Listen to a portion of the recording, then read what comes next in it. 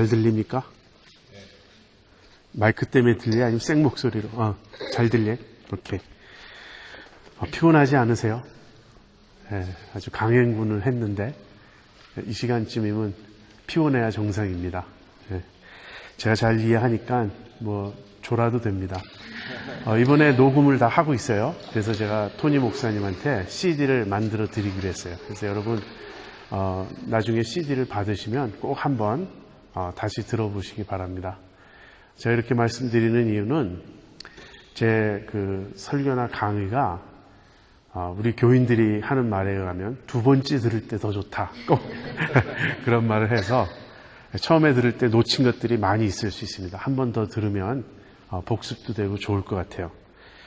우리가 두 번에 걸쳐서 그리스도인의 삶의 원리를 로마서 12장 1, 2절을 중심으로 살펴보았습니다.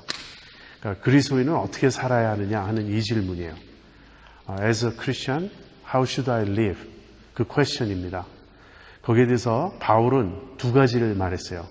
첫 번째는 몸으로 살아야 된다. 내 몸을 하나님께 거룩한 산제사로 드려야 한다. 그다음 두 번째는 그러기 위해서는 우리의 마인드가 새로워져야 된다. 그래서 이 세상의 사고방식, 이 세상의 밸류 시스템 그런 걸 좇지 말고 하나님이 정말 기뻐하시는 그 뜻을 좇아서 살아야 한다. 여러분, 그래서 우리가 지금 바디 그리고 마인드 두 차원을 우리가 생각해 봤습니다. 그러나 하나의 차원을 더 이야기해야 그 픽처가 이렇게 전체적으로 이렇게 홀 픽처를 우리가 볼 수 있어요. 그 또 하나의 디멘션은 무엇인가? 그것은 heart예요. 사실 제가 마음이라는 단어를 쓰기를 어제 좀 주저했는데 마인드도 마음으로 우리가 번역하고 heart도 마음으로 번역해요. 많은 경우 한국말로. 그래서 마음이 sometimes mind를 가리키고 sometimes heart를 가리키는데 제가 보기엔 마음은 heart를 번역하는 걸로 하는 게 좋습니다. 그래서 mind는 생각 그렇게 번역하는 게 더 나을지 모르겠어요. 어쨌든 제가 여러분에게 지금 이 시간에 heart에 대해서 조금 이야기를 하고 그 다음에 요한복음 15장에 그 예수님의 포도나무 비유를 살펴보도록 하겠습니다. 여러분, heart가 무엇이죠? heart는 제가 신학교 다닐 때 그렇게 배웠는데 center of our personality. 우리의 personality의 센터예요. 제가 시험에 그걸 core라고 적었어요. core of our personality. 그랬더니 교수님이 틀렸다고 그러시더라고요. 그래서 왜 틀렸냐 그랬더니 core와 center는 정확히 똑같은 건 아니다. 더 정확한 말은 센터다. 그렇게 말씀하시더라고요. heart가 무엇인지 알기는 그렇게 쉽지 않습니다. 참 어려워요. 그렇지만 이렇게 생각하시면 돼요. 모든 것이 heart에서부터 나옵니다. 그것이 가장 깊은 the deepest dimension of our being. 그래서 내가 heart가 바뀌지 않으면 크리스천 라이프를 살 수가 없어요. 여러분, 달라스 윌라드라고 하는 분 아십니까? 그분의 책 중에 Divine Conspiracy, 그 다음에 Renovation of the Heart 그런 책들이 있어요. 특별히 그 Renovation of Heart 그 책을 제가 아주 strongly recommend 하는데 그 책을 잘 읽으시면 크리스천 라이프를 어떻게 살아야 될지 배울 수 있습니다. Renovation of Heart예요. 제가 어느 정도로 그거를 우리 교인들에게 recommend 했냐면 It's a book for a decade. 10년 동안 한 권의 책을 읽을 때 그 책을 읽으라고 난 말하고 싶다. 그만큼 제가 아주 강력하게 추천했던 책입니다. 근데 그 달라스 윌라드는 크리스천 필라소퍼예요. 그리고 베프티스트 패스터고. 그래서 목사님이면서 철학자인데 크리스천 스피리추얼리티에 대해서 좋은 글을 많이 쓰셨습니다. 근데 그분은 이렇게 이야기를 해요. Spirit, 그 다음에 heart, will 이게 다 똑같은 거라고. 그래서 우리가 spirit이라는 말을 그분은 heart와 그 다음에 will과 시나니머스하게 이해를 하고 있습니다. 여기에 얼마나 많은 학자들이 신학자들이 동의하는지 저는 잘 모르겠어요. 그러나 경험적으로 볼 때 우리의 그 익스피리언스를 통해서 볼 때 상당히 make sense 한다고 생각해요. heart와 will은 사실 같은 것입니다. 여러분, 이것은 아주 우리의 being의 베이직 오리엔테이션이에요. 내 heart가 무엇을 향해 있는가? 내 heart가 하나님을 향해서 God-centered, God-oriented 되어 있는가? 아니면 self-centered, self-oriented 되어 있는가? 이 차이가 크리스천과 난 크리스천의 차이입니다. 그래서 이 heart를 하나님이 바꿔주셔야 돼요. 그것이 크리스천이 된다는 의미예요. 어제 제가 그렇게 말씀드렸죠. 이것이 중생, regeneration 때 일어나는 일이라고. 하나님께서 우리의 heart를 바꿔주시는 겁니다. 그래서 여러분 어디를 보시냐면 에스겔 36장 26절이에요. Ezekiel 36:26에 저는 지금 여기 전부 한국말로 해왔기 때문에 한국말 성경을 읽겠습니다. 여러분은 저기 영어로 읽으시면 되겠어요. 또 새 영을 너희 속에 두고 새 마음을 너희에게 주되 너희 육신에서 굳은 마음을 제하고 부드러운 마음을 줄 것이며 여기 I'll give you new heart, new spirit 그렇게 말하죠. 이것은 패럴렐리즘이에요. heart와 spirit이 지금 different thing이 아니고 same thing이에요. 그래서 지금 달라스 윌라드가 heart, spirit, will 이게 다 같다고 말하는 것은 이런 데 근거합니다. 하나님께서 우리의 마음에 우리 안에 new heart를 주겠다.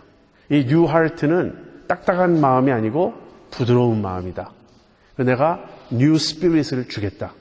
이렇게 말씀하셨어요.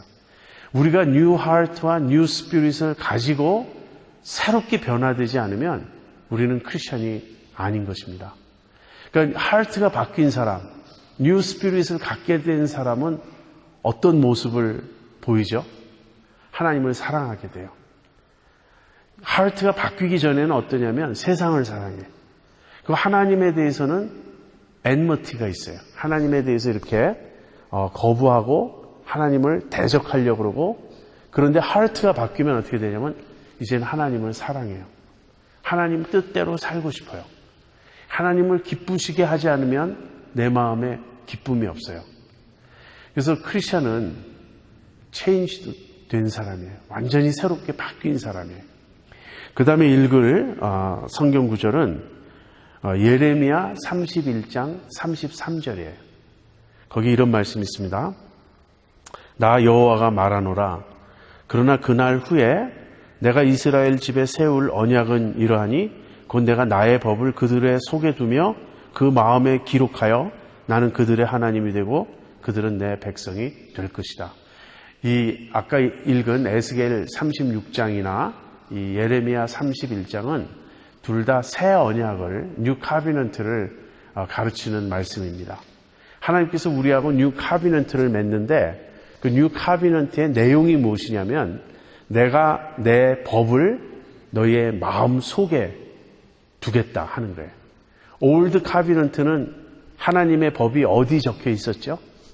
돌판에 스톤 태블릿에 하나님이 십계명을 주셨죠. 그건 우리 밖에 있습니까? 안에 있습니까?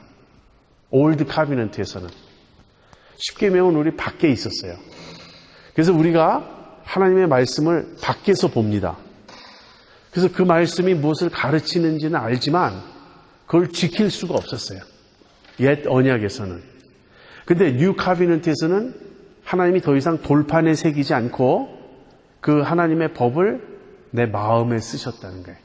이게 무엇을 말하냐면 하나님이 나에게 뉴 하트를 주셨다. 뉴 스피릿을 주셨다. 또는 한 걸음 더 나아가 성령님이 내 마음에 오셨다는 거예요.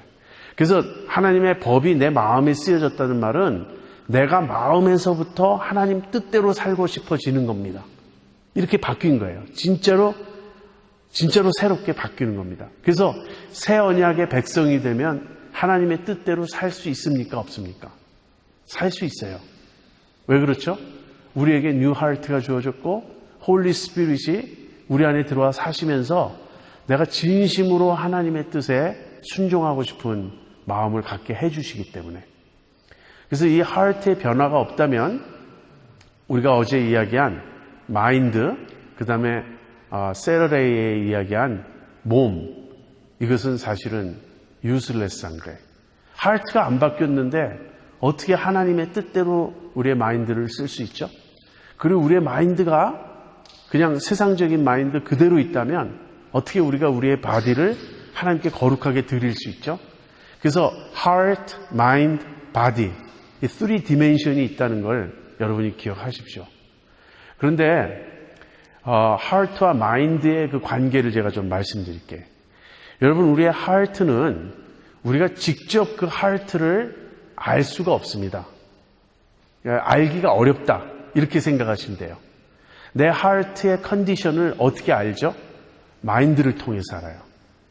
마인드는 내가 의식하는 거예요. 내가 알고 있는 거예요. 마인드는 그 마인드 안에서 내가 생각하고, 마인드 안에서 내가 느끼고, 마인드 안에서 내가 저지하고 판단하고 이 모든 걸 할 수 있어요. 내가 내 마인드의 그 워킹을 잘 보고 있으면 내 하트의 컨디션을 알아요. 자, 예를 하나 들어볼게요.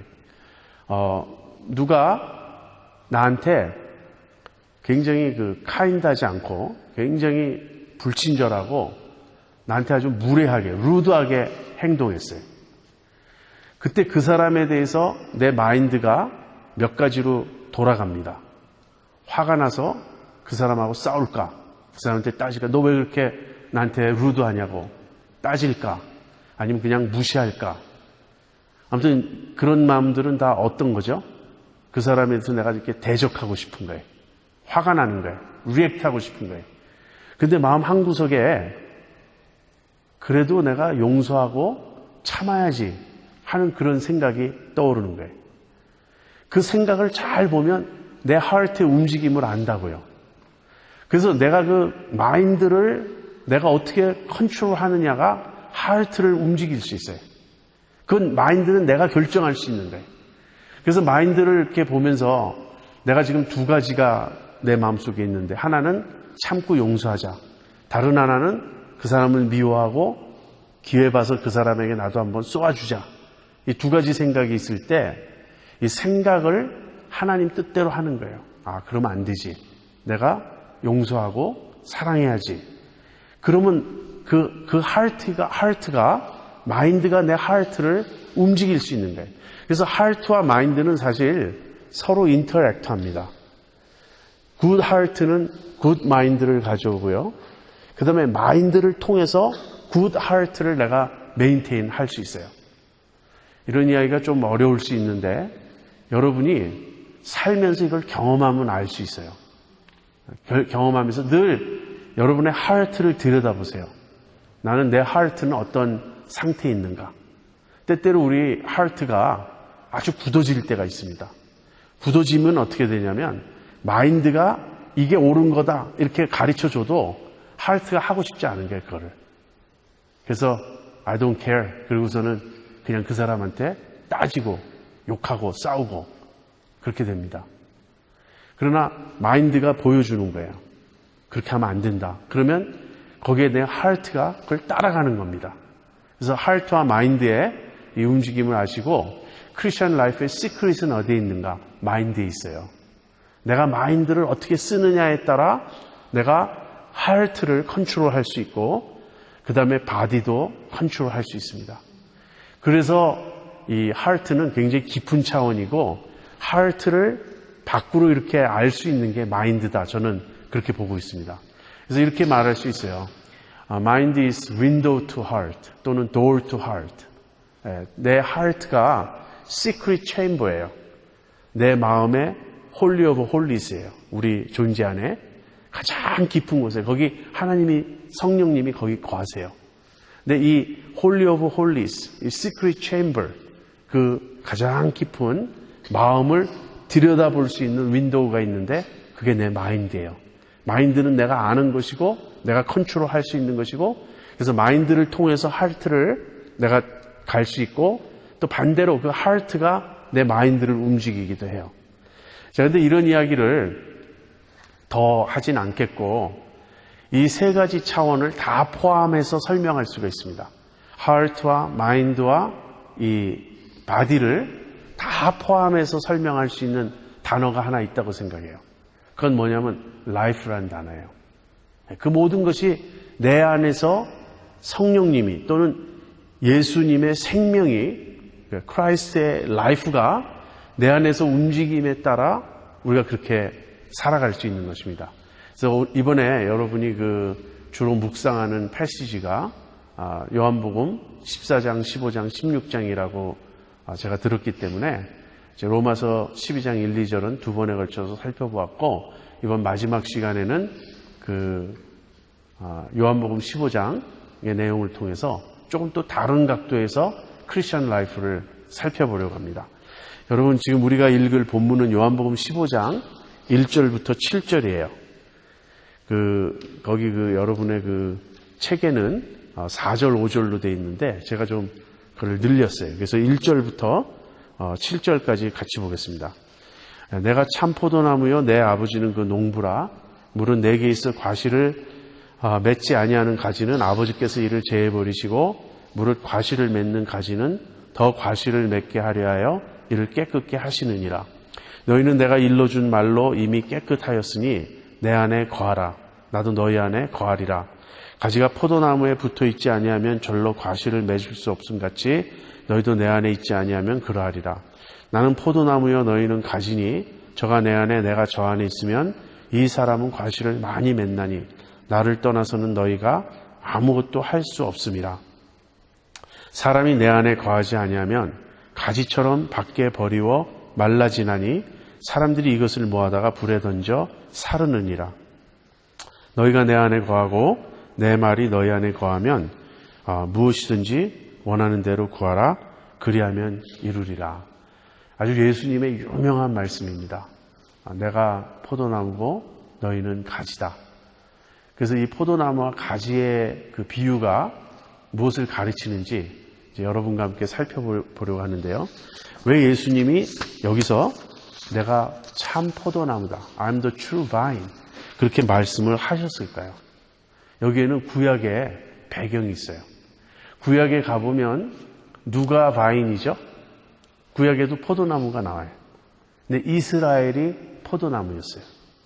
하나님께서 이스라엘을 택하셨어요. 이스라엘 민족을 택해서 그 포도나무로 비유하시면서 그 포도나무를 내가 심었다는 거예요. 하나님께서 이스라엘 민족을 택해서 포도나무로 삼고 그 포도나무를 심었어요. 포도나무를 심을 때는 목적이 있죠. 그 목적은 뭡니까? 과실을 얻기 위해서, 프루트를 얻기 위해서, 그 그레이프를 따기 위해서 포도나무를 심죠. 그래서 하나님께서 이스라엘을 하나님의 바인으로 택해서 심고 거기서 원하는 열매가 있었는데 그 열매가 뭐냐면 의와 공평과 진실이에요. Righteousness, Justice, Truthfulness, Faithfulness 그런 걸 얻기를 원했어요. 너희가 나의 백성이다. 이스라엘 백성에게 너희가 나의 백성이다. 그 너희가 나의 백성이라면 너희는 Righteousness, Justice, Faithfulness, Truthfulness 그런 걸 보여야 된다. 근데 이스라엘 백성이 그런 걸 보였습니까? 보이지 못했습니까? 보이지 못했어요. 그래서 하나님의 포도나무로 택함을 받았지만 무엇을 맺었냐면 들포도를 맺었어요. 먹을 수 없는 아주 나쁜 열매를 맺었어요. 자, 그런 배경이 있습니다. 구약에. 근데 예수님이 여기서 I'm the true vine. 내가 참 포도나무다. 그 말은 무슨 뜻이죠? 지금 실패한 이스라엘이 실패했어요. 하나님 백성으로서. 그 실패한 이스라엘을 replace 하는 거예요. 새로운 하나님의 백성을 만들기 위해서 예수님이 이 세상에 오셨어요. 그래서 예수님이 I'm the true vine and you are the branches. 너희는 가지다. 이렇게 말할 때는 지금 예수님에게 붙어 있음으로써 연결됨으로써 이제 예수님을 믿는 크리스천들, 예수님의 제자들이 God's new people이 되는 거예요. 하나님의 새로운 백성이 되는 거예요. 그럼 Old Israel은 어떻게 되는가? Old Israel 안에도 전부는 아니지만 physically 에브라함의 디센던트로 태어났다 그래서 다 하나님 백성이 아니고 그 안에 믿음으로 살아온 소수의 사람이 있어요. 그 사람들은 여전히 하나님의 진짜 백성이에요. 그리고 그 이스라엘의 진짜 이스라엘 within 이스라엘이에요. 그 이스라엘 백성 중에 진짜 이스라엘 백성과 예수님이 이 세상에 오셔서 예수님이 제자를 삼으시고 God's new people을 만든 이 사람들이 진짜 하나님의 백성이에요. 합쳐서 구약의 성도들과 Old Testament saints들과 New Testament 크리스천들이 합쳐서 하나님의 진짜 백성이 되는 거예요. 그래서 우리가 예수님이 내가 참 포도나무여 너희는 가지다, 이것을 예수님과 나와의 관계로만 이해하시면 그것은 아주 partial understanding이에요. 그보다 더 넓게 봐야 됩니다. 이것은 하나님의 백성을 만드신 아주 큰 그림 속에 있는 거예요. 그래서 예수님이 뭐라 그러죠? 1절에 보면 아버지는 농부다. 이 모든 걸 하시는 분은 아버지세요. 하나님 아버지세요. 하나님 아버지가 농부고 예수님은 포도나무고 우리는 그 포도나무에 붙어있는 가지인 거예요. 그렇다면 하나님이 포도나무를 심죠. 그러니까 예수님을 통해서 이 일을 하세요. 그리고 하나님이 원하는 건 뭐죠? 열매예요. 근데 포도나무에 가지가 붙어 있으면 가지가 열매를 맺죠. 그러니까 우리를 통해서 하나님이 열매를 따기를 원하시는 거예요. 그 열매는 무엇일까요? 구약에서 하나님의 백성에게 원하셨던 열매와 똑같은 거예요. righteousness, justice, faithfulness, 그런 것들을 하나님은 우리에게서 보기를 원하십니다. 근데 구약의 그 백성들이 그걸 못 맺었어요. 그 열매를. 그래서 신약에 와서 이제 새로 우리가 하나님 백성 된 우리가 그것을 맺어야 돼요. 근데 아까 제가 올드 카비넌트와 뉴 카비넌트의 차이를 말씀드렸죠. 올드 카비넌트에서는 돌판에 율법을 주셨어요. 그래서 무엇이 옳고 무엇이 하나님의 뜻인가를 이스라엘 백성이 알았지만 지키질 못했어요. 그대로. 구약에도 여전히 하나님을 사랑하라, 이웃을 사랑하라, 똑같은 계명이 주어졌지만 이스라엘 백성이 못 지켰어요. 근데 신약 백성이 누리는 그 하나님의 성령이 우리 안에 거하시기 때문에 이제 우리가 그 열매를 맺을 수 있다는 거예요. 그래서 이제 어떻게 하면 하나님이 기뻐하시는 그 열매를 맺을 수 있을까? 이 포도나무와 가지의 비유를 통해서 한번 살펴보도록 하겠습니다. 먼저 우리가 생각해야 될 건 뭐냐면 포도나무와 가지의 관계에서 우리가 가지죠. 그럼 가지와 포도나무의 관계에서 누가 누구를 지탱합니까? 포도나무가 가지를 지탱하죠. 바인이 브랜치를 서포트하죠. 우선 이 추리가 있어야 거기에 브랜치가 있을 수 있어요. 순서적으로 브랜치가 먼저 있고 추리가 있는 게 아니죠. 그리고 추리가 브랜치에게 모든 필요한 그 워러와 뉴트리언트와 그런 걸 다 공급해요. 그래서 우리가 생각할 때 제일 먼저 생각해야 될 거는 우리는 철저하게 예수님에게 디펜드 되어 있다는 거예요. 크리스천 라이프는 처음부터 끝까지 예수님이 우리 안에서 하시는 일이에요. 이걸 잊어버리면 우리가 무엇을 해야 된다, 나부터 생각을 시작하면 크리스천 라이프를 살 수 없습니다. 그것이 크리스천리티와 다른 릴리전의 차이점이에요. 다른 릴리전에서는 셀프 에포트를 강조합니다. 우리가 어떻게 해야 된다. 그래서 우리가 도를 닦아야 되고 우리가 깨달아야 되고 우리가 이 디서플린을 해야 되고 우리가 그래서 훌륭해져야 되고 우리가 어떻게 돼야 된다. 그 모든 포커스가 셀프에 가 있어요. 그래서 너 자신을 닦아라, 너 자신을 개발해라, 네가 바뀌어야 된다. 자꾸 거기에 초점을 맞춥니다. 어떤 사람들은 기독교도 그런 식으로 이해를 해요. 그래서 내가 하는 어떤 거에 굉장히 중요하게 그 초점을 맞춰서 예수님 믿는 것도 전부 내가 하려고 그래요. 내가 해야 될 부분이 없다는 건 아닙니다. 그러나 그것은 언제나 세컨더리예요. 그것은 따라오는 것이고 먼저 생각해야 될 게 있는데 그거는 예수님이 하시는 어떤 일이에요. 그래서 여기 이제 요한복음 15장 16절에 보면 이런 말씀이 있습니다. 예수님이 너희가 나를 택한 것이 아니요 내가 너희를 택하여 세웠나니 이는 너희로 가서 과실을 많이 맺게 하려 함이라. 우리가 열매를 맺도록 하기 위해서 예수님이 먼저 우리를 택하셨어요. 그러니까 우리는 이 굉장히 은혜입니다. 은혜고 너무나 놀라운 이 프리빌리지예요. 특권이에요. 내가 예수님을 믿게 된 거예요. 내가 예수님을 믿은 것조차도 내가 한 게 아니에요. 여러분하고 이렇게 얘기를 해봤더니 어떤 분들은 UCLA IVF를 통해서 예수님을 믿게 되었습니다. 어떤 사람들은 그냥 어려서부터 크리스천 패밀리에서 태어나서 예수님을 믿어왔습니다. 또는 다른 데서 예수님을 믿을 수 있죠.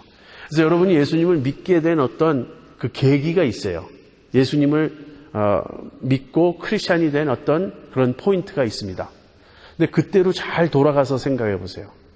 여러분이 믿었지만 그보다 앞서서 하나님이 믿음을 주신 거예요.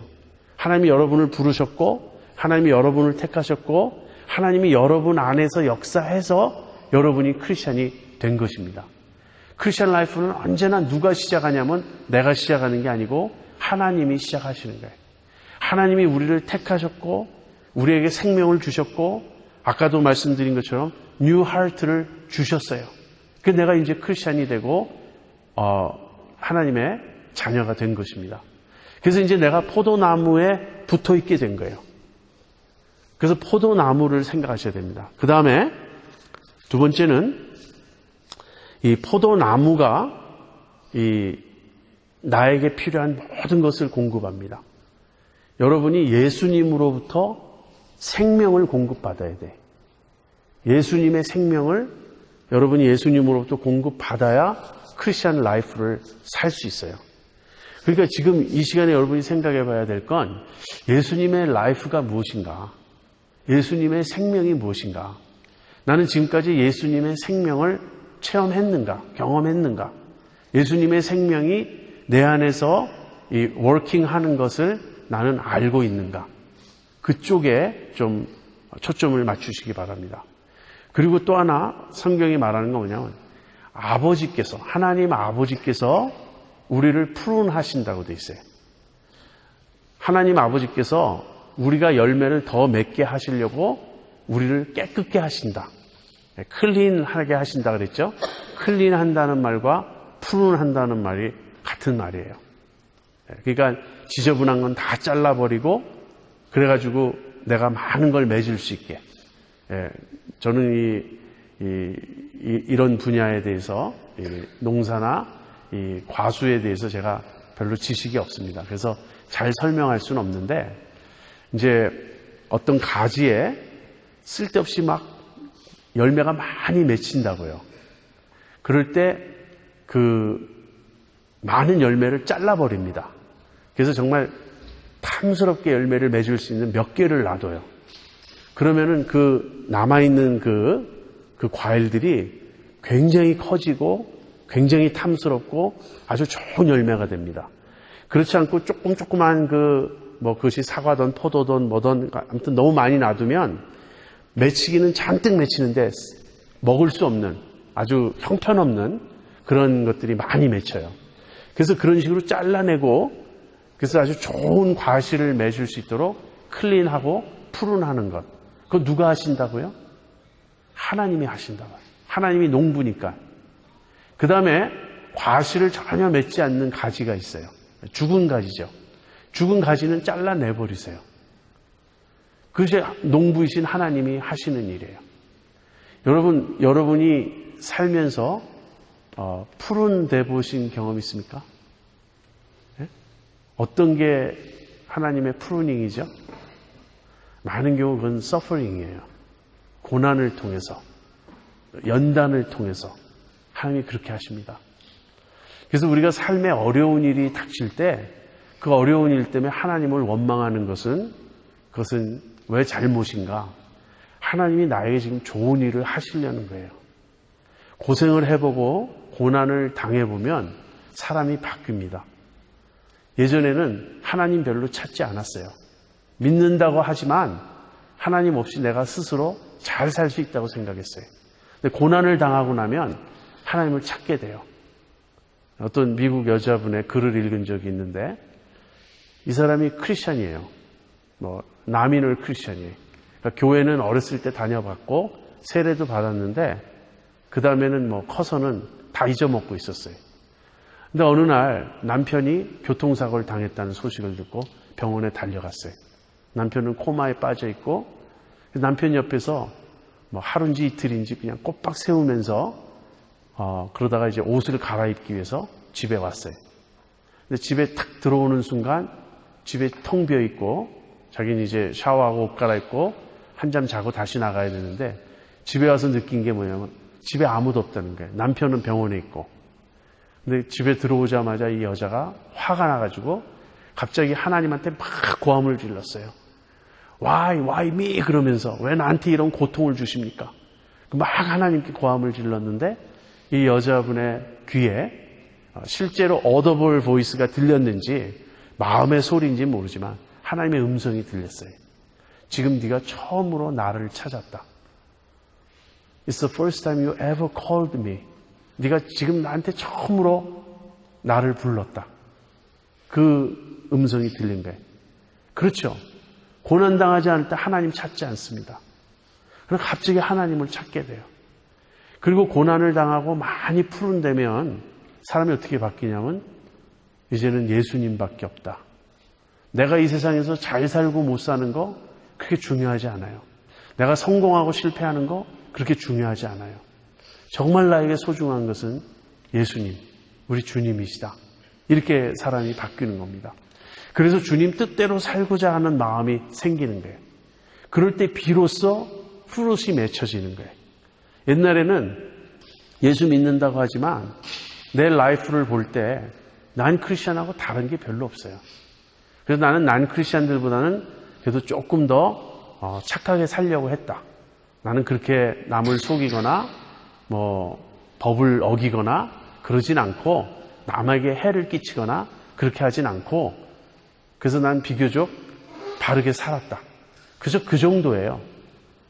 그 정도는요. 난 크리스천 중에도 많이 있어요. 정직하게 사는 사람, 참 아주 건실하게 사는 사람 많이 있어요. 그래서 곰곰이 생각해보면 나하고 난 크리스천하고 다른 게 뭔가 사실 별로 알 수 없어요. 근데 고난을 당하고 나면 이제 정말 하나님 뜻대로 살고 싶다. 그리고 자기를 부인하는 법을 배우게 돼요. self denial이 뭔지 알게 돼요. 그래서 우리가 먼저 생각해야 될 건 이 모든 일을 하나님이 하시고 예수님이 하신다. 우리는 그 예수님에게 이 디펜드 되어 있는 디펜던트한 그런 삶을 살아야 된다. 그것을 여러분이 이제 꼭 기억하셔야 됩니다. 그러면서 내가 정말 살아있는 가지라면 living branch라면 그 증거는 뭐냐? 그 증거는 열매입니다. 열매. 그래서 열매가 뭔지에 대해서 좀 생각해 보죠. 열매는요, 무엇과 다르냐면 장식과 달라요. 여러분 크리스마스 트리에 우리가 여러 가지 데코레이션을 걸죠. 실버벨도 걸고 스타도 걸고 멋있는 걸 많이 겁니다. 그리고 거기다 불까지 막 이렇게 해가지고 밤에 크리스마스 시즌이 됐는데 밤에 불을 다 끄면 밤중에 이제 화장실 가려다가 리빙룸을 이렇게 보면 너무나 아름답죠. 그야말로 막 황홀합니다. 그런 크리스마스 트리를 보면 저는 예전에 1989년 12월에 저희가 이제 그 텍사스에서 LA로 이사를 왔습니다. 근데 온 가족이 먼저 다 떠났어요. 저만 2달 혼자 텍사스에 있다 1월 초에 LA로 이제 왔어요. 그때 제가 텍사스에서 그 CCC 그 간사를 하고 있었기 때문에 그 제 텀을 맞춰야 되기 때문에 이제 우리 가족은 10월인가 11월 달에 오고 저만 남아서 한 2달 혼자 그 빈 아파트에 있었어요. 근데 빈 아파트에 혼자 있으니까 굉장히 쓸쓸하더라고요. 그래서 제가 제일 조그만 크리스마스 트리를 하나 샀어요. 혼자서. 네, 그래서 요만한 높이에요. 그리고 다른 건 아무것도 안 달고 반짝이는 불만 이렇게 하나 이렇게 달아놨어요. 근데 밤에 그걸 꽂아놓고 밖에 나갔다가 이제 밤에 이제 보통 모임이 10시 이후에 끝나니까 밤에 혼자 들어오면 그놈 혼자서 반짝반짝이면서 나를 반겨주는 거예요. 그럼 내가 방에 앉아서 그 추리 옆에 이렇게 앉아가지고 그걸 바라다 보면서 쉬곤 했어요. 얼마나 아름답습니까? 그런데요, 크리스마스 추리에 걸려있는 장식은 프룻이 아니에요. 그거는 나무와 그 데코레이션 사이에 생명의 릴레이션십이 없어요. 그건 오르게닉 릴레이션십이 없어요. 그건 그냥 그 위에 가서 붙여놓은 거예요. 그야말로 장식이에요. 이건 열매가 아니죠. 아무리 아름다워도 그건 생명이 없는 거고 그거는 열매가 아니에요. 그래서 여러분, 우리가 크리스찬으로서 열매를 맺는 게 아니라 장식을 달고 살 수 있다고요. 제가 보기에는 많은 교인들이 장식과 열매를 혼동해요. 그렇다면 열매는 무엇이죠? 열매는 예수님이 내 안에 사심으로써 예수님의 생명이 나를 통해서 드러나는 모든 거예요. 드러나는 모습이에요. 어떤 사람들은 열매하면 전도해서 예수님 믿게 하는 것, 그렇게 생각하는데 심지어는 그것조차도 열매가 아닐 수 있습니다. 나를 통해서 누군가 믿었어요. 내가 전도를 했더니 그 사람이 예수님 믿겠다고 했어요. 근데 하나님이 나를 쓰시긴 쓰셨지만 나 자신은 전혀 예수님의 생명으로 살고 있지 않을 수도 있다고요. 여러분, 그 이해하시겠습니까? 빌립보서 1장에 그런 이야기가 나와요. 바울이 빌립보 그 교인들에게 로마 감옥에서 편지를 쓰면서 내가 감옥에 갇혀 있다. 그렇지만 나는 감옥에 갇혀 있지만 복음은 계속해서 전파되고 있다. 그러면서 뭐라 그러냐면 어떤 사람들은 정말 순수한 마음으로 복음을 전해요. 어떤 사람들은 나에게 괴로움을 더하게 하려고 그릇된 동기로 복음을 전한다. 그 사람들이 왜 그런지는 잘 모르겠어요. 그러나 바울이 감옥에 갇혀 있는데 바울에게 괴로움을 더하게 해주려고 잘못된 동기로 막 복음을 전하는 거예요. 어쩌면 바울과 경쟁하려고 했던 사람일 수도 있고 뭔지는 모르겠어요. 근데 바울이 뭐라 그러냐면 그렇지만 나는 기쁘다. 왜냐하면 어쨌든 예수님이 전파되고 있으니까 나는 기쁘다. 그런데 그때 그릇된 동기로 예수님을 전파한 사람들, 그 사람들이 전했을 때 예수님을 믿은 사람도 있을 거예요. 근데 그 예수님을 믿었다 그래서 그것이 열매냐? 그렇지 않아요. 우리가 내가 잘못되었을 때 하나님이 나를 쓰실 수 있습니다. 그렇지만 하나님 나를 쓰셨기 때문에 내가 justify 되는 건 아니에요. 문제는 예수님의 생명이 나를 통해서 역사하느냐 이런 겁니다. 이제 제가 교회에서 좀 반대하는 건 뭐냐면 무슨 전도상 주는 거, 성경 읽기 대회 해가지고 상 주는 거, 저는 이런 건 참 별로 좋지 않다고 생각해요. 그냥 주님 사랑해서 성경 열심히 읽으면 되는 거지. 그래서 이제 어떤 교회에 가보면 이 벽에다가 그걸 붙여놓습니다. 성경 통독 대회. 그리고 읽은 만큼 이 그래프가 올라가요. 그때 제일 그래프가 높은 사람이 누군지 아세요? 권사님들이에요. 연세 많으신. 왜냐? 하루 종일 집에서 성경만 읽어요. 젊은 사람들은 시간이 없으니까 성경 못 읽는다고. 그럼 막 한 달 만에 성경을 다 읽고 그런다고요. 그래서 그런 권사님들이 막 상도 받고. 그런데 그 성경 많이 읽은 게 열매인가? 얼마든지 열매가 아닐 수도 있어요. 그런 자랑들은 다 육적인 거예요. 새벽 기도 열심히 하는 건 정말 좋은 일인데 늘 그게 자기 의가 되는 사람이 있어요.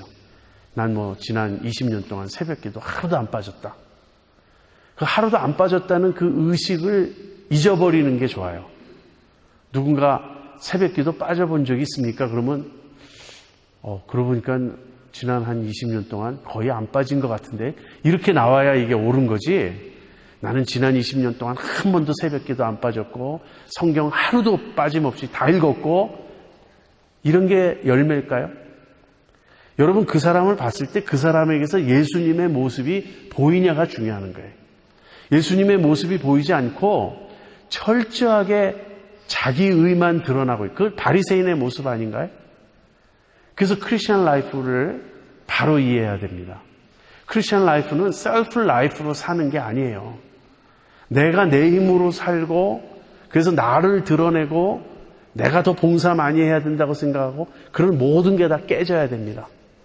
그래서 내가 없어야 돼요. 내가 없다는 말은 내가 아무것도 안 한다는 말이 아니라 내가 열심히 주님을 위해 살지만 나에 대한 의식이 희박해져야 돼. 늘 나 하고 사는 사람은 아직까지 그리스도 안에서 자유가 없는 거예요. 내가 상급받기 위해서, 내가 뭐 하기 위해서. 그래서 우리들이 자아의 열매만 잔뜩 맺어놓고 그리고는 꾸미기 위해서 장식만 따닥따닥 갖다가 붙여놓고 그리고는 그게 열매라고 착각하고 있어요. 그런 열매를 찾으시는 게 아니에요. 하나님은 우리에게서 예수님의 생명이 드러나기를 원하세요. 그래서 예수님의 생명이 드러나는 그 모습, 대표적으로요, 갈라디아서 5장 22절 23절에 여러분 그 fruit of the spirit 있죠.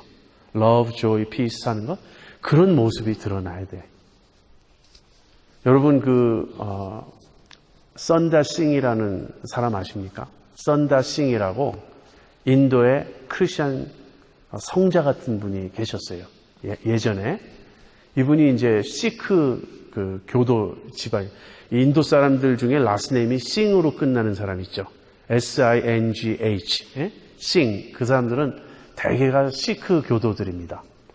그래서 이제 힌두교의 어떤 특수한 한 지파인데, 그 분파인데, 이 선다 싱이 그 시크 교도 집안에서 태어났는데, 이제 크리스천 스쿨을 아버지가 보냈어요. 그것은 기독교를 믿으라고 보낸 게 아니라 서양 문물을 배우라고 보낸 거예요. 근데 이 사람이 그 크리스천 스쿨 다니면서 너무나 막 하나님을 대적하고 기독교를 미워했는데 어느 날 너무나 마음이 괴로워서 이제 하나님한테 기도했어요. 하나님, 정말 당신이 살아계시다면 나에게 보여달라고. 그리고 만약에 그 일이 실패하면 자기가 죽겠다고 결심을 했어요. 근데 그날 하나님의 나타나심이 있었어요. 아주 신비한 체험을 해요, 이분이. 그리고 크리스찬이 된 다음에 이분이 순회 전도자가 됩니다. 그 인도에는 사두라고 하는 그런 사람들이 있어요. 사두는 힌두교의 성자들이 원래 사두입니다. 뭐냐면 다니면서 돌을 닦기도 하고 뭐 사람들 가르치기도 하고 그러는 사람들이 사두가 됩니다. 근데 힌두교 사두가 되는 게 아니고 크리스찬 사두가 돼요. 이 선다싱이 히말라야를 뭐 몇 번을 넘어서 전도하러 다니고 그랬던 분이에요. 근데 이 선다싱이 이런 일화가 있어요. 이분이 금식 기도를 굉장히 많이 했는데 꼭 39일 하고 끝내는 거예요. 40일 금식 기도 하잖아요, 보통. 근데 왜 39일 하고 끝내느냐? 우리 주님이 40일을 금식하셨는데 내가 어떻게 40일 하겠느냐? 그 39일에 끝내는 거예요. 그런데 어떤 사람들은요, 꼭 41일 하고 싶어 하는 사람이 있어요. 남들이 40일까지 했다니까 난 하루 더 하겠다. 그 스피릿이 문제인 거예요. 그 41일 하는 게 얼마나 육적입니까? 선다싱이 39일 하면 39일 만에 더 힘들어서 못하겠다. 하루 더 하다가 내가 죽겠다 그래서 포기한 것일까요? 그거 아니에요. 겸손한 거예요. 이게 예수님의 모습이지 꼭 남들은 40일까지 했다고 나는 하루 더 해서 최고의 기록을 달성하겠어. 이게 자아입니다. 자아가 드러나는 건 열매가 아니에요. 그런가 하면 성 프란치스코에 대한 이런 이야기가 있습니다. 성 프란치스코가 금식을 하는데 제자들과 함께 금식하는데 제자 중에 한 사람이 너무나 배고픈 걸 참지 못해서 그만 죽을 떠먹고 말았어요. 그러자 다른 모든 그 동료들이 그 사람을 규탄합니다. 저런 사람 벌 줘야 된다고, 쫓아내야 된다고. 우리 다 같이 금식하기로 했는데 저렇게 중간에 깨뜨렸다고. 근데 성 프란치스코가요, 그 사람 옆에 가서 같이 죽을 떠먹었어요. 그 마음을 여러분 아시겠습니까? 어쩌면 이럴 수도 있어요. 예를 들면 20일 금식하자 그랬는데 이 사람이 15일 만에 깨뜨렸어요. 그럼 스승이 내가 너가 못한 5일을 맞아 해주겠다. 나는 25일 금식하겠다. 그럴 수도 있죠. 그러면 이 15일 만에 끝난 제자가 얼마나 미안하겠어요. 나 때문에 스승이 5일을 더 해야 되고 쥐구멍으로 들어가고 싶을 거 아니에요. 성프란체스코는 제자를 살리고 싶었던 거예요. 나도 너무 배고파서 못 견디겠다. 너만 흔들린 거 아니다. 그리고 같이 죽을 떠먹고 나중에 우리 다시 하자. 이게 예수님 모습 아닌가요? 이게 정말 사랑 아닌가요? 이런 걸 알아야 된다, 우리가. 우리 예수 믿는 사람들이 너무나 예수님하고 달라요. 사람들이 우리에게서 뭘 보냐면 자아를 본다고요. 너무나 교만하고 너무나 자기가 잘났고 너무나 그냥 자기를 주장하는 그 자아를 보니까 거기서 예수님 모습을 못 보는 거예요. 열매란 무엇인가? 예수님이 내 안에 사심으로써 그것이 드러나는 모습입니다. 열매는 장식이 아니에요. 우리 신앙생활하면서 나는 전도 몇 명 했다. 우리는 4대째 내려오는 기독교 집안이다. 우리 아버지는 장로, 우리 어머니는 권사, 우리 삼촌은 목사, 이런 집안이다. 이런 모든 것, 이거 다 없어져야 됩니다. 그거는 크리스찬 라이프와 아무 관계가 없는 거예요. 그런 거 많다고 해서 믿음 좋은 거 절대 아니고 그건 열매도 아닙니다. 근데 너무나 우리가 장식을 크리스마스 트리처럼 잔뜩 붙여놓고는 내가 훌륭한 신앙인인 것처럼 오해합니다. 중요한 건 생명이에요. 예수님이 내 안에서 사시는가. 그래서 이 열매의 차원으로 오게 되면, 예수님의 생명의 차원으로 오게 되면 우리가 뭘 느끼죠? 철저한 무력감을 느껴요. 나를 떠나서는 너희가 아무것도 할 수 없습니다. 제가 목사 된 지 16년 지금 됩니다. 16년 되는데 그 이전에 이제 부목사로 있었고 교회를 개척한 지 이제 7년 이제 9개월째예요. 지금 토니 목사님하고 얘기해 왔더니 내가 한 1년 정도 이렇게 먼저 개척을 했어요. 담임 목사를 한 지가 지금 7년 한 9개월 정도 지금 해오고 있습니다.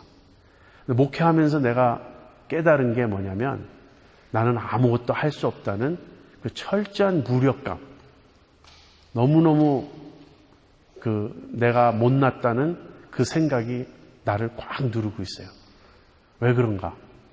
내가 사람을 변화시킬 수 없다는 걸 알았어요. 제가 처음 교회를 개척할 때 정말 꿈도 많았고 자신도 있었고 멋지게 목회를 해보리라 그렇게 생각했어요. 어떤 분이 그러더라고요. 당신이 2년 정도 설교할 준비가 되어 있지 않으면 개척하지 말라.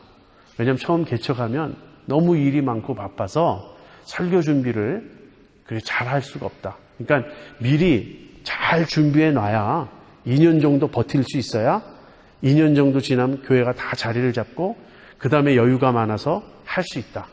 근데 저는 얼마나 교만했는지 2년이라고 나는 5년은 버틸 수 있다.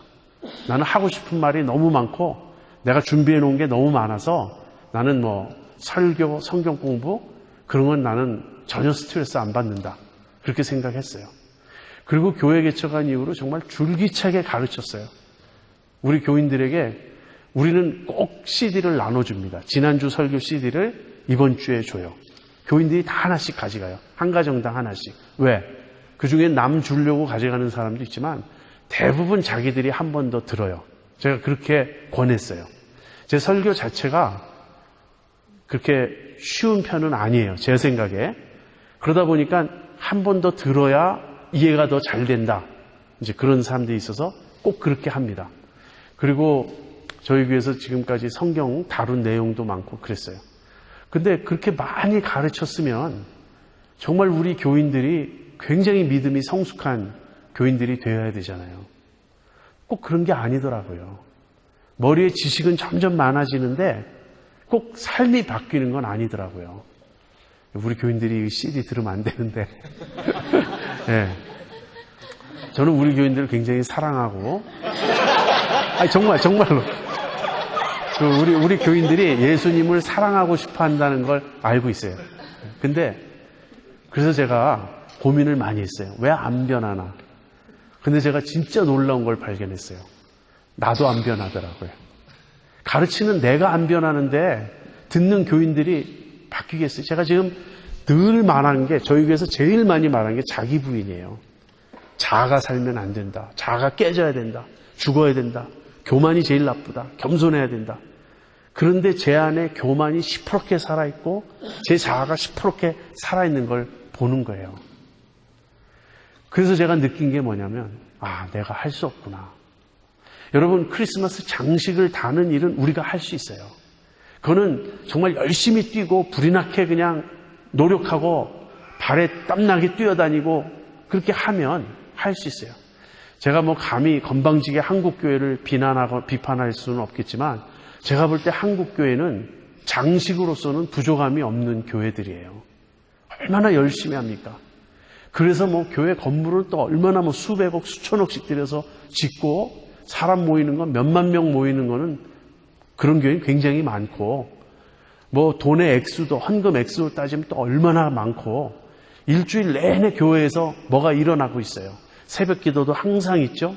그 다음에 이런 프로그램, 저런 프로그램, 무슨 모임, 저런 모임, 얼마나 많습니까? 그러나 한국 교회가 한국 사회에 예수님 모습을 보여주지 못했어요. 교회 전체의 모습만이 아니고 바로 교인들이 자기 동네 옆집 사람에게 예수님을 보여준 적이 별로 없어요. 그렇게 했다면 한국 사회가 한국 교회에 대해서 그렇게 분노하고 지금처럼 욕하고 비난하지 않았을 거예요. 서베이를 해보면 교회가 더 생기는 게 좋습니까? 라는 질문에 대부분 노예예요. 이미 너무 많다. 교회는 줄어들어야 된다. 교회가 더 많아지는 건 나쁘다. 만약에 교회가 정말 예수님 모습을 드러냈다면 왜 그런 답이 나오겠어요? 교회는 더 많아져야 된다. 교회는 많을수록 좋다. 그렇게 답하지 않겠어요? 제가 한국에 가봤더니 한 건물 안에 교회가 몇 개가 있는 걸 봤어요. 2층 침례교, 3층 감리교, 4층 장로교, 지하실 순복음교, 이런 식으로. 그 상가에 딱 서가지고 제가 정말 세어봤어요. 십자가와 교회와 제 눈에 들어오는 그 반경 안에 정말 20개가 넘는 교회가 있더라고요. 왜 거기 그렇게 다 모여 있어야 되는지 전 잘 모르겠어요. 아무튼. 그러나 그렇게 많아도 예수님의 모습이 안 드러난다면 그건 다 장식인 거예요. 우리가 좀 자랑할 필요가 없어요. 몇 명 모였다, 어떻게 됐다, 이런 거 다 필요 없어요. 진짜 중요한 건 예수님의 생명. 예수님의 생명이 나를 통해 드러나는가. 여러분, 낸시 피얼시라고 하는 아주 뛰어난 크리스천 월드뷰에 대해서 쓰시는 여자분이 있습니다. 이분의 책 중에 Total Truth라는 책이 있어요.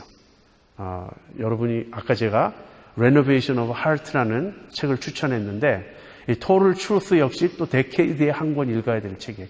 그렇게 되면 좀 너무 많아지죠. 그러니까 1년에 한 권씩 읽어야 될 책이에요. 그만큼 좋은 책인데 이 Total Truth에서 낸시 피얼시가 이런 말 합니다. 자기가 만나본 모든 정말 훌륭한 크리스천 리더들은 공통적으로 이 말을 하더라는 거예요. 나를 떠나서는 너희가 아무것도 할 수 없다. 이 예수님의 말씀이 너무 진리라는 것. 여러분, 예수님의 생명이 나를 통해서 드러나는 일을 어떻게 내 힘으로 하겠어요? 예수님이 하시지. 내가 예수님께 붙어 있어야 그 예수님의 열매를 맺지.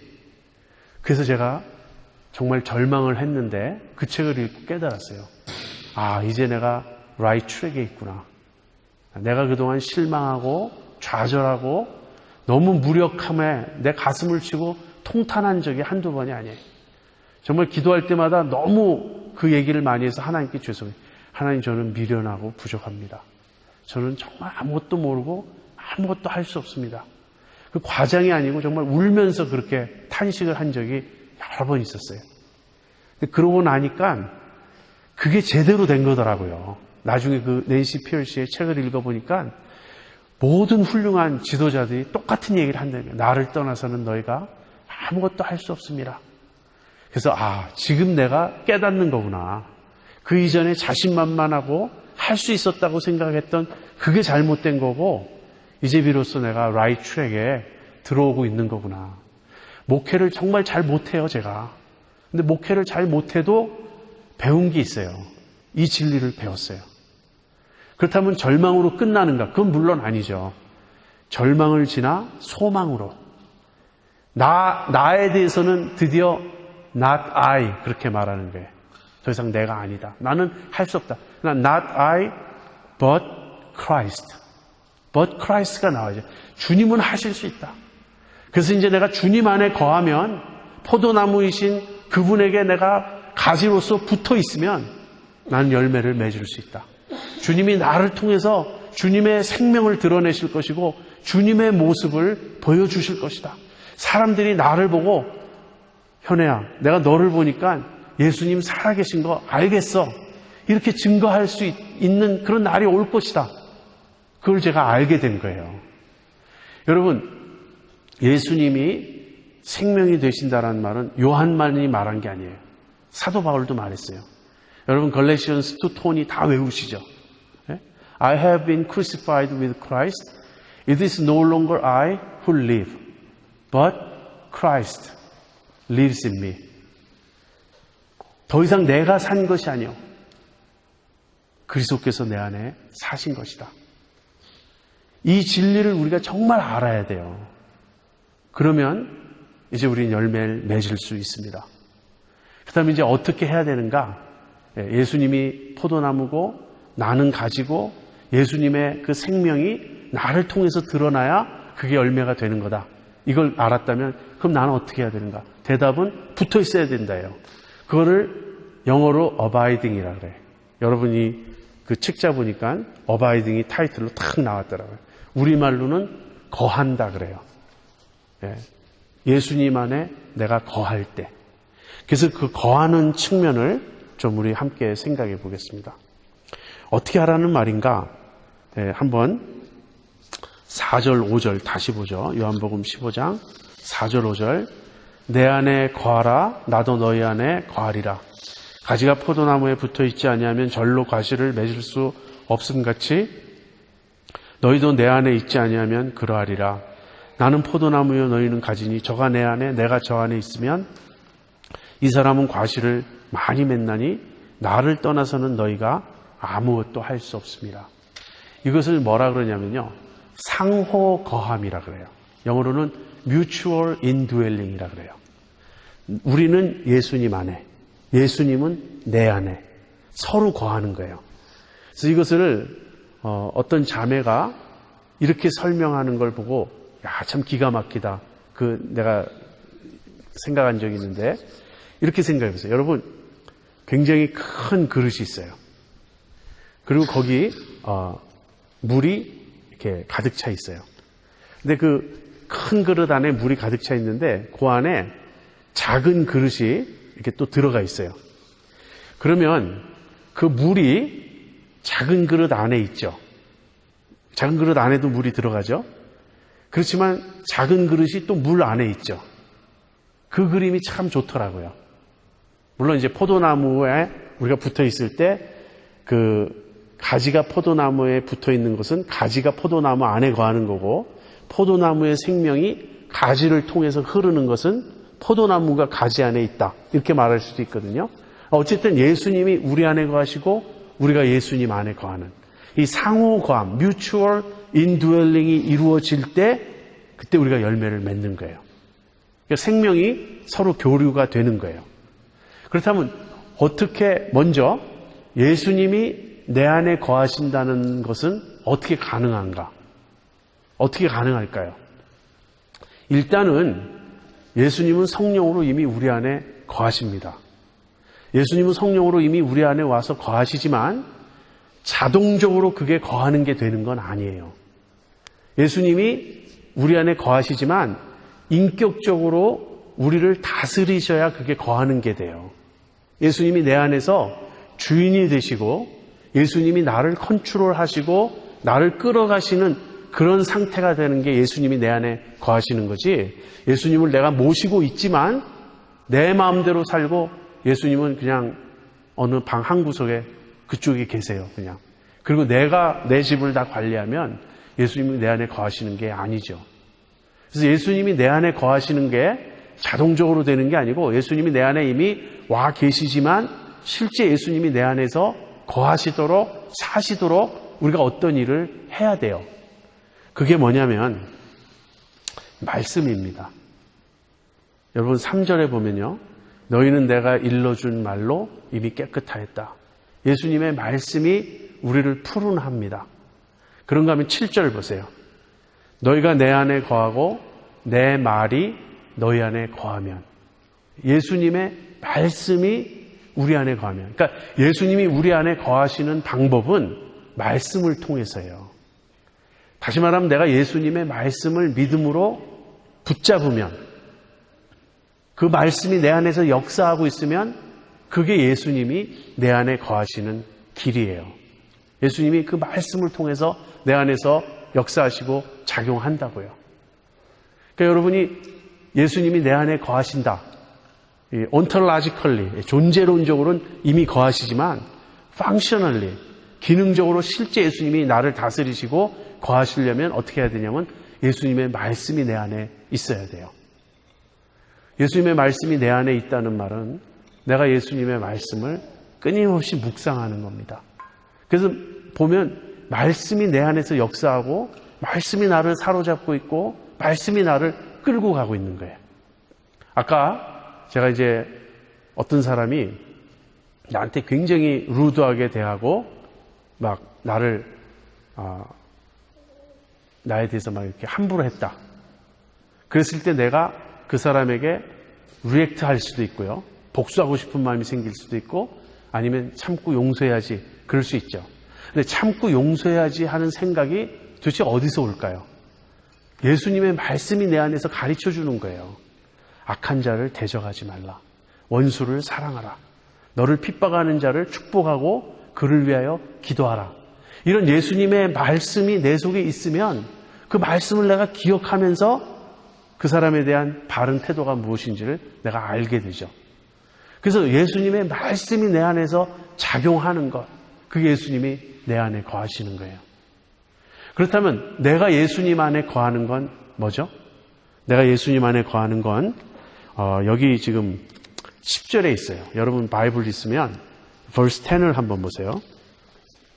내가 아버지의 계명을 지켜 그의 사랑 안에 거하는 것 같이 너희도 내 계명을 지키면 내 사랑 안에 거하리라. 이것도 마찬가지인데요. 내가 예수님 안에 지금 있다. 이것은 이미 있는 거야. We are in Christ예요. 예수 믿는 순간에 예수님도 우리 안에 오셔서 사시고 나도 예수님 안에 이미 있어요. 그러나 그렇게 ontologically 내가 있게 됐다는 그걸 말하는 게 아니라 실제 예수님 안에 그 삶을 사는 것. 그러니까 그걸 예수님 뭐라고 표현하시냐면 내 사랑 안에 거하라. 예수님이 아버지의 계명을 지켜서 아버지의 사랑 안에 거하는 것처럼 우리가 예수님의 계명을 지키면 예수님의 사랑 안에 거하게 됩니다. 그래서 이건 대답은 뭐냐면 순종이에요. 여러분 이 관계를 아시겠죠? 예수님의 말씀이 내 안에 들어올 때 예수님이 내 안에 사세요. 그리고 그 말씀에 내가 순종할 때 내가 예수님 안에 있는 거예요. 다시 말하면 말씀이 예수님의 생명을 내가 체험하게 하는 길이 되는 거예요. 예수님 요한복음 6장 63절에 보면 내가 너희에게 이른 말이 영이요 생명이다. 내가 너희에게 이른 말이 생명이다 그랬어요. 예수님의 생명을 어떻게 체험하는가? 예수님의 말씀을 붙잡고 살아감으로써 그 말씀이 내 안에 역사하고 나는 그 예수님의 말씀에 순종함으로써 그럴 때 상호 거함이 이루어집니다. 그 예수님의 생명이 내 안에서 지금 작용하고 있는 거예요. 워킹하고 있는 거예요. 이 뮤추얼 인드웰링이 이루어질 때 그때 드러나는 모습이 뭐죠? 기도예요. 7절 한번 보세요. 너희가 내 안에 거하고 내 말이 너희 안에 거하면 무엇이든지 원하는 대로 구하라. 그리하면 이루리라. 여러분 이 구절 아마 많이 들어보셨을 거예요. 근데 이 구절을 진짜로 믿습니까? 여러분 그런 차원이 있다는 것을 한번 생각해 보신 적 있어요? 내가 무엇이든지 구하면 다 이루어지는 그런 차원. 한번 이렇게 생각해 보세요. 지금 예수님과 나 사이에 뮤추얼 인드웰링을 지금 우리가 얘기했죠. 근데 이 예수님과 나 사이에 뮤추얼 인드웰링은 무슨 모델을 따라가는 거냐면 예수님과 하나님 아버지 사이에 뮤추얼 인드웰링의 모델을 우리가 따라가는 거예요. 예수님 자신이 내가 아버지의 계명을 지켜 아버지의 사랑 안에 거하는 것처럼 너희가 내 계명을 지키면 내 사랑 안에 거하리라고 그랬어요. 그럼 예수님이 아버지와 뮤추얼 인드웰링의 릴레이션십에 있는가? Definitely 있죠. 이게 아주 정말 신비 중의 신비예요. 이 뮤추얼 인드웰링, 뮤추얼 인터페네트레이션이라고 하는 페리코레이시스라고 하는 어려운 신학 단어인데요. 신학 용어인데 삼위일체를 이야기할 때 꼭 등장하는 단어입니다. 여러분이 오늘 그 얘기는 너무 깊으니까 들어가기 어려운데 성삼위 하나님 안에 서로 사이의 생명이 움직이는 거예요. 뮤추얼 인터페네트레이션이라고 그래요. 페리코레이시스라는. 지금 그것을 말씀하는 거예요. 예수님이 하나님과 얼마나 친밀하고 얼마나 하나가 되어 있는지 아버지께서 내 안에, 내가 아버지 안에 있는 것, 이렇게 표현을 늘 하십니다. 그렇다면 그 예수님이 하나님과 하나님 아버지와 그렇게 완전히 연합된 뮤추얼 인드웰링의 삶을 사시는 예수님이 하나님께 기도했을 때 이루어지지 않는 기도를 여러분 생각해 볼 수 있습니까?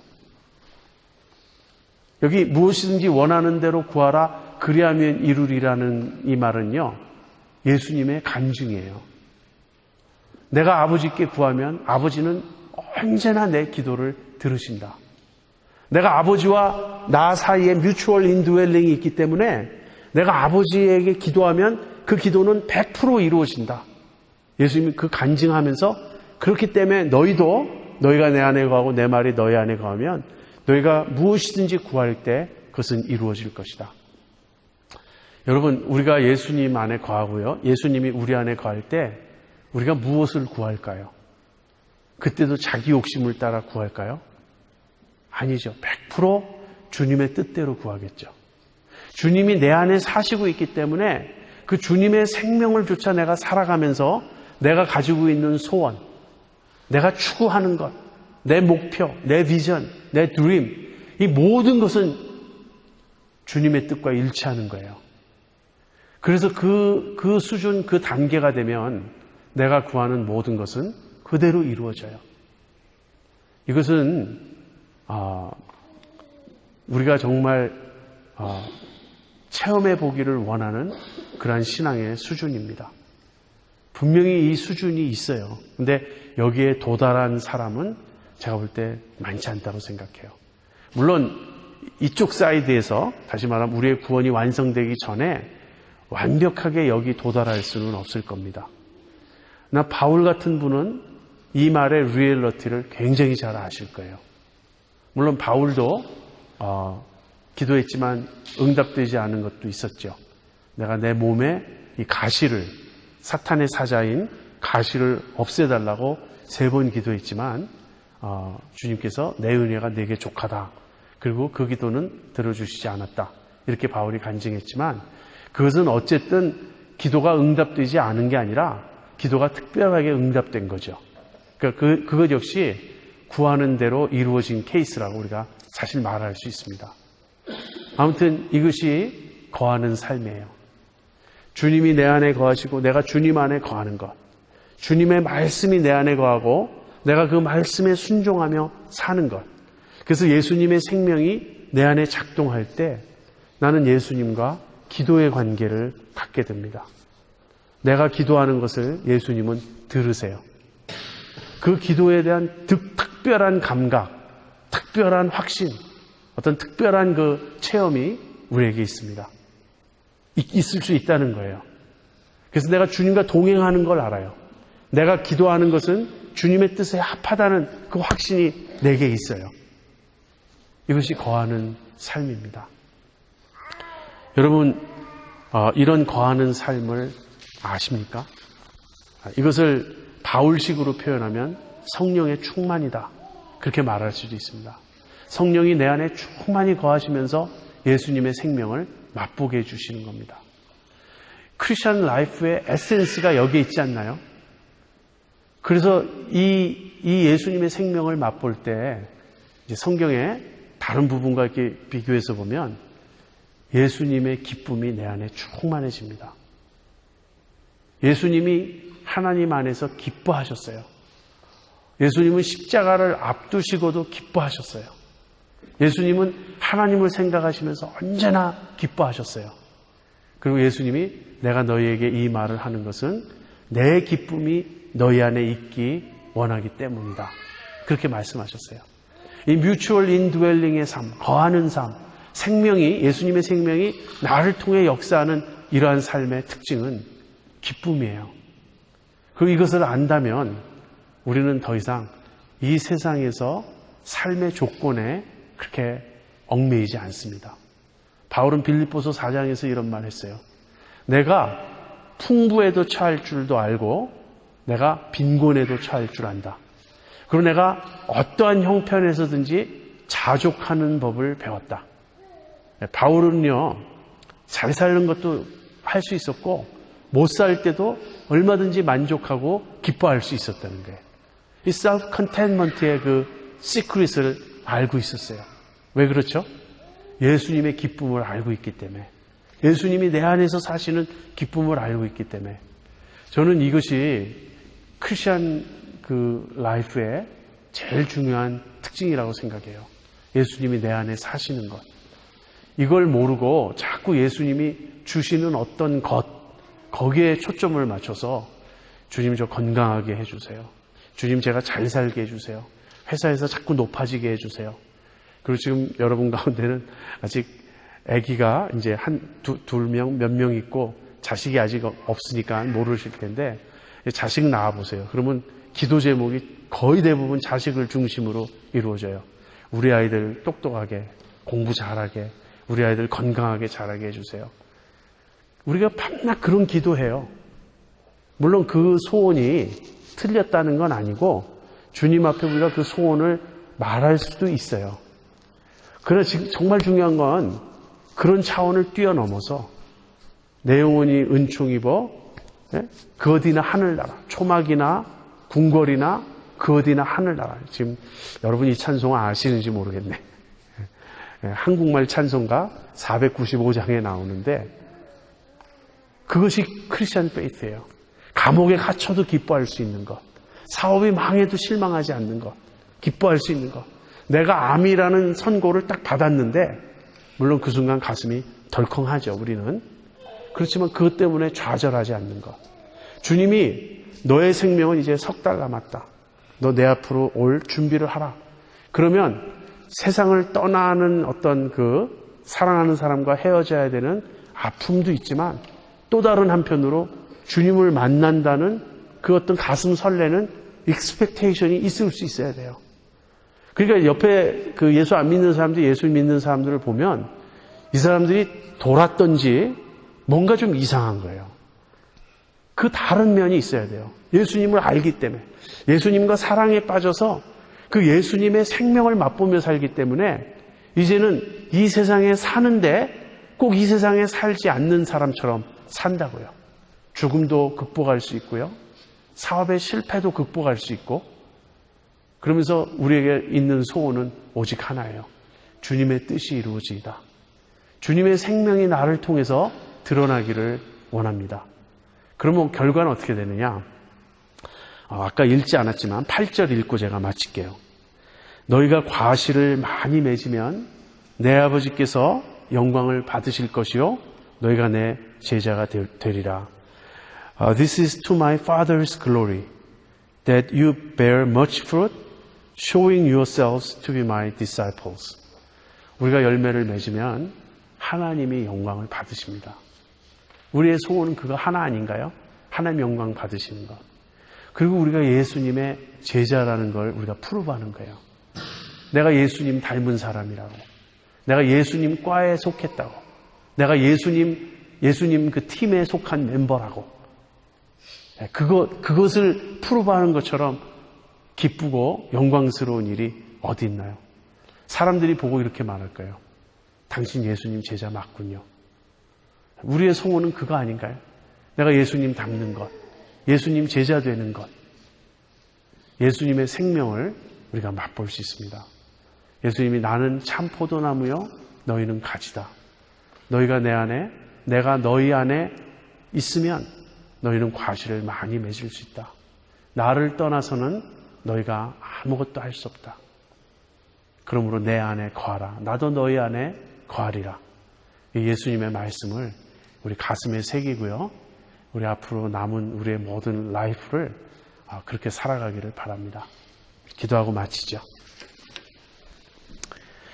하나님 아버지, 우리 이번 수련회 주님께서 주님의 음성을 들을 수 있는 기회를 주셔서 감사합니다. 주님은 참 포도나무시요 우리는 주님께 붙어있는 가지입니다. 주님의 생명이 없이는 우린 살 수 없습니다.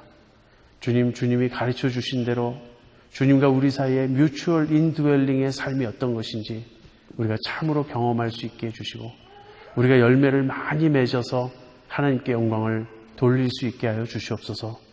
예수님의 이름으로 기도합니다. 아멘.